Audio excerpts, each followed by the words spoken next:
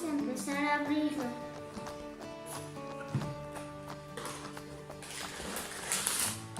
Tiene esta bolsa, el instructivo, otra bolsa y se cayeron las estampas. Acá están las estampas y vamos a empezar a abrir las bolsas. Esta es la bolsa número 1, esta es la bolsa número 2. Vamos a empezar con la bolsa número 1 y la vamos a abrir acá.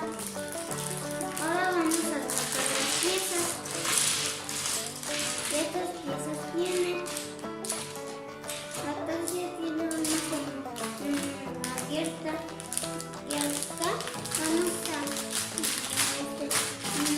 abrir la otra. Son estas piezas y traen otras dos bolsas acá. Hoy vamos a empezar con los muñequitos. Mi primo vamos a empezar de arriba hasta abajo.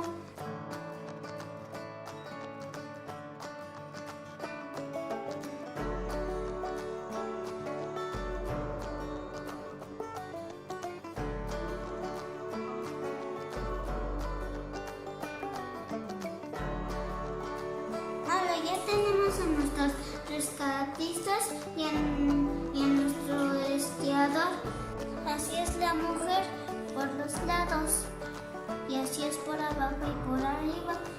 Y el que maneja el helicóptero es así y se le abre el casco y así es por abajo y por arriba. Y el esquiador es así. Acá está por enfrente, por atrás, por el lado, por otro lado, por arriba y por abajo. Ahora vamos a empezar a armar el helicóptero que tiene 190 piezas.